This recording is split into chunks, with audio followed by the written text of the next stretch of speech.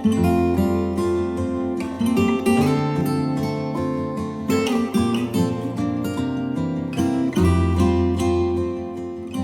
everyone, Christina here. Welcome to day 25 of the holiday card series for 2019. Yes, it's official. Today is the very last day of the holiday card series, but I make cards all year round, so please stick around. I know a lot of you just come in for the holiday card series, but if you want to see some card making year round, stick around. I make videos all year long. So today I have a couple of really fun cards for you. I'm going to be creating a watercolor background, cutting it into two pieces and making two cards out of it.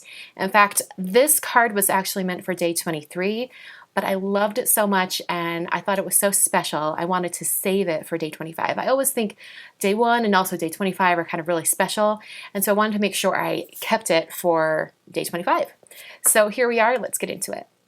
I'm going to be using two different stamps from Simon Says Stamp today, including one that has a die that goes with it. You guys saw me use this stamp set and die in the Monday video for day 23, and I'm going to be using that same stamp set.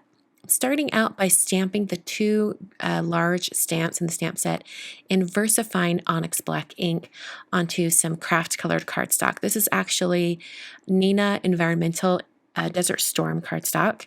It's nice and smooth, so it's great for stamping. And I'm going to stamp this down and run my fingertips over both of these very large stamps to make sure I get a really good impression. The thing you have to remember with these particular stamps, because they have such small typographic greetings on them, is that you want to use a really smooth cardstock with a very fine detailed ink. That's when you're going to get the best results, and VersaFine ink is perfect for this. I got nice crisp lines on all of these greetings. Then took that die and I lined it up with each one of these, and I used a little bit of washi tape just to hold that in place so it doesn't shift around and move while it goes through my die cutting machine. So I put that washi tape down and then finished off my die cutting sandwich and ran that through my Gemini Junior die cutting machine. And then I'm left with a ton of little greetings all cut out in different shapes. And I ran it through for both of those big stamped images. And you can see off to the side that I have a bunch of those saved up from different colors of cardstock and ink that I stamped earlier. Now I'm going to take the Winter Floral Mix background stamp from Simon Says Stamp, and I'm going to stamp it onto some watercolor paper. This is Arches cold press watercolor paper, and I'm cutting it to 6 by 6 so that I can color the entire stamp and hopefully get a couple of cards out of one big stamp.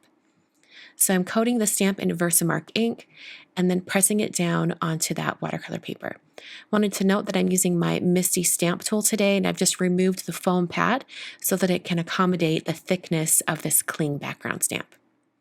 Then coated the stamping in some alabaster embossing powder from Brutus Monroe. Just sprinkled that on and then tapped off the excess, and then hit it with my heat tool. Now you're not going to be able to see it on camera, but when in real life you can kind of see the embossing powder melt until it's shiny, and that's when you know the powder is completely melted. I then took a hard board and put my watercolor piece on it and taped it down. I'm going to be watercoloring edge to edge, so I wanted to make sure I had it taped down to my work surface so that as it dries flat. Using some Magellan Mission Gold watercolor paints today. And I'm going to attempt to talk you through all of this watercolor painting because it did take a long time, and there were moments when I was questioning my process and I wasn't sure if it would work, but eventually it did. So first I started out by adding this red shade over all of the flowers, the large poinsettia flowers. And I wanted the red to be just generally in that area, but then also have a very soft edge. So after I put that red down there, I did go around with just a wet brush with no paint on it and softened the edges of all those red flowers. So after I had the red flowers on, I then grabbed more of a red violet shade, and I'm taking this straight from the palette. I'm not mixing it with any other colors. And I dropped those in where the berries are. And at this point, I was wondering, I'm like, oh, maybe I shouldn't have had it be so purple. Maybe it should be more of a brownish red so it looks like a cranberry. But I decided to just go with it. So I kept adding more of that red violet shade and softening out those edges, making sure they kind of blend with the red that I'd previously painted. And then I grabbed a green shade. Now, this was one that was already on my palette. I had mixed it with other colors in some other previous painting session, probably weeks ago. So I don't recall what the color was, but it was sort of like this darker greenish teal shade. And then I brought in kind of a navy color. And then to brighten that up, I brought in more of a true green, and that's going to just brighten it up and not be quite so dark. At this point in the painting, I was highly questioning my process because I wasn't quite sure. I wasn't loving it at this point. It wasn't looking really nice. And I was wondering if I was making a big mess. But I decided to just, I was already in it, go ahead and follow through and see what happens. And I'm so glad I did. I added some more intense shades of each one of these colors I put down for my first layer. I just added them on top, doing more detailed painting according to the stamped lines. And you'll notice that the lines that I stamped earlier are still white. They're not being covered up by the paint. And that's because I used the heat embossing powder, which when it melts, it becomes shiny and it's a slick surface. So it resists or repels the paint that's on top. So it's a really great way to do sort of some loose painting, but still have the detailed lines from the image. So I kept adding more and more color on top, just adding more intense color, but I'm not being super, super careful. Like these colors are going outside of the lines. I just want there to be more definition so you know exactly what these shapes are according to color and also the line work from the stamp. Added more intense greens, and I'm kind of mixing a couple different colors of green on my palette because I want there to be a variety. So there's some more kind of dark black greens, and then there's some more intense yellow greens or true greens like a leaf green. After all of that was painted, I was loving it a little bit more, and I used my heat tool just to speed along the drying process. And then I decided to grab some gouache. This is white gouache. It's an opaque paint. It's a little bit like watercolor in that you can loosen it up with water. And I just put it on this acrylic block and then ran my brush off the side of the block to splatter white paint droplets all over this. And I didn't want it too much, just a little bit, just to give it a little bit of almost a snow feel or very sketch-like, dreamlike feeling. Used my heat tool to speed along that drying process, but it was taking a while, so I decided to just set it aside and work on some other things. And I also forgot to zoom out my camera, so you're seeing very up close of what I'm doing with this background stamp. This is the Stripe Jumbo background stamp from Simon, and I'm stamping it in that same black ink onto that same cardstock that I used for the greeting. And I'm going to be using this pattern just to put a strip of pattern across my cards. At this point, my painting was completely dry, so I removed it from the hardboard, and then I grabbed my Waffle Flower A7 layers dies. I'm going to make an A7 card, and I'm going to try to get the most out of this entire 6x6 painted piece. So I'm grabbing a smaller die, and it's the perfect size to take up as much as I can of that area.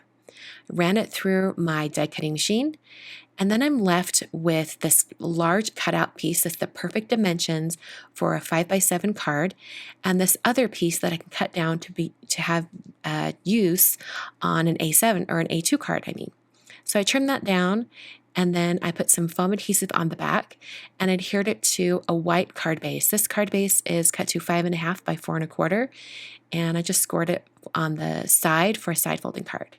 For the A7 card, I made the same card base out of white cardstock and then adhered my piece right on top. So the last thing to do is just to put together these greetings, and I grabbed a bunch of little die cuts that I had before and kind of rearranged them, experimented, grouping them together, and then decided on these two very simple groupings. I have that Stripe Jumbo background strip that I put adhesive on the back and then doubled up the adhesive on the ends so that it can go over this panel. And I'm just using my grid mat as a guide to make sure I get this on here completely straight. Then put some foam adhesive on the back of this Season's Greetings circle piece and adhered that to the 5x7 card. For the 4.5 by 5.5 inch card, I used a little bit of liquid glue adhesive. This is Connect Glue from Gina K Designs, and adhered that to the top of my watercolor panel, and then put the other greeting right on top there. I grabbed a secondary greeting that says Season's Greetings and put that down below with a little bit of that liquid glue as well. And those are my two cards for today. Thanks so much for watching today and for the previous 24 videos. Thank you so much for watching this year's holiday card series. I appreciate you guys so much. Not gonna cry. I'm not gonna get emotional. Anyway, today's card was really fun to make, and I'm so glad I was able to use both pieces of that watercolor background because I love it so much. And I hope you guys love it too. I hope you try out that technique of doing like an underpainting and then going back over and adding details. Thanks so much for watching today. I've got 3 more videos for you to check out. These are going to be the day 25 videos for the 3 previous years of the holiday card series. And if you want to see a bunch more inspiration, I'll have all of the day 25 videos from all 10 previous years of the holiday card series. They'll be listed down below in the video description. Thank you so much for watching. Merry Christmas and happy holidays to all of you. I will be back very soon with another card video, and thanks for watching.